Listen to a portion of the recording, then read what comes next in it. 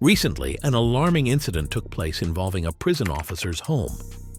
Late last night, two attackers broke into a prison officer's residence in Summerhill, Dublin, and carried out an arson attack.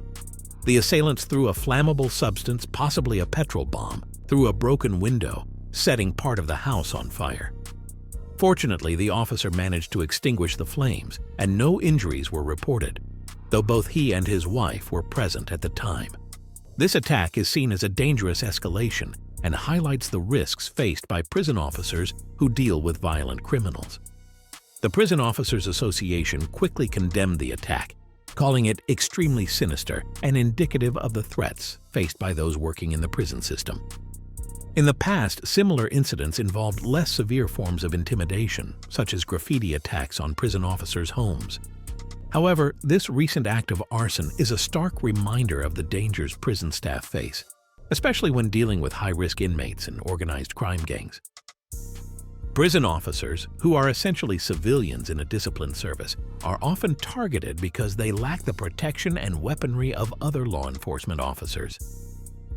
This makes them perceived as easier targets for retaliation from organized crime figures.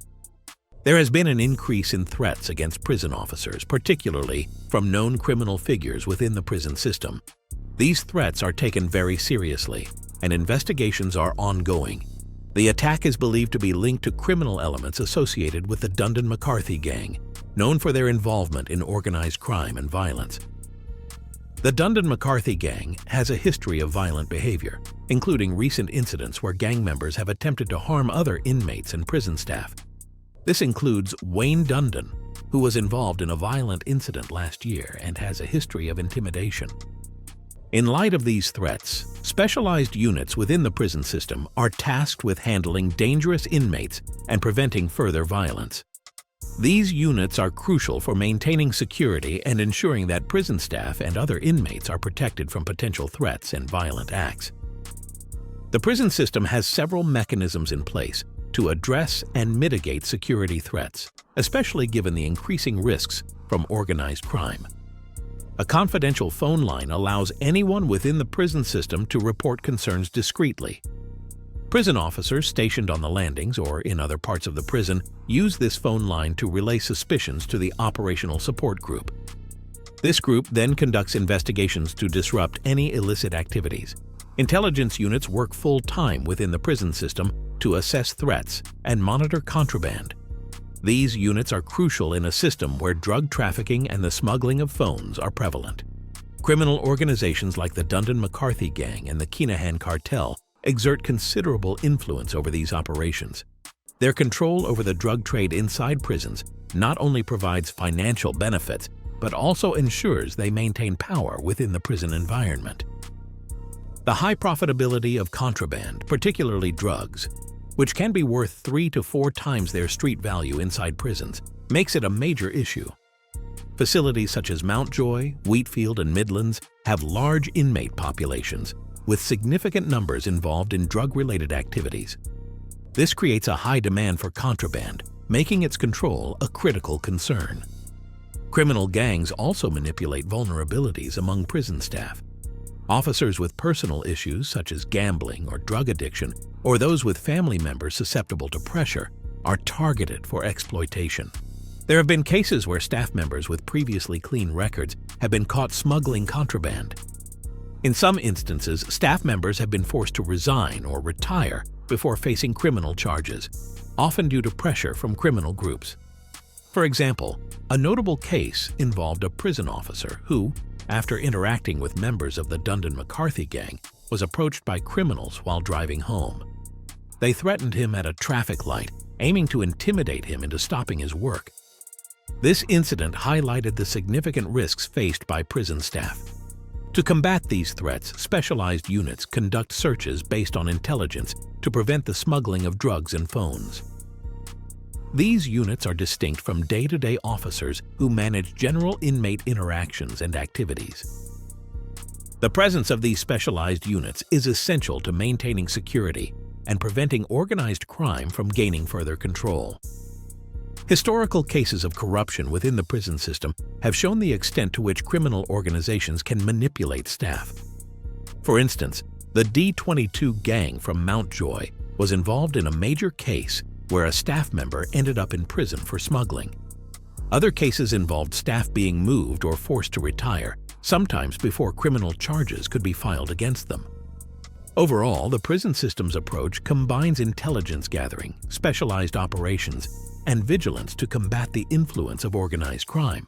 However, the ongoing challenge remains to effectively manage these threats and protect both staff and inmates from the far-reaching impact of criminal organizations.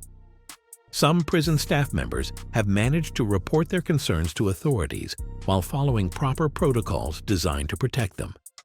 Despite these safeguards, the situation remains complex due to the pervasive influence of organized crime within the prison system. Criminals constantly devise new methods to smuggle drugs, such as using drones, which have become a significant issue due to their efficiency and sophistication. Although there have been arrests related to drone use, the technology makes it easier for drugs to be delivered into prisons. Drones are not the only means of smuggling. Vulnerable inmates, such as those with short sentences or frequent court appearances, are often coerced into transporting drugs. Criminal gangs, particularly the Dundon group, exploit these individuals by putting immense pressure on them to smuggle contraband.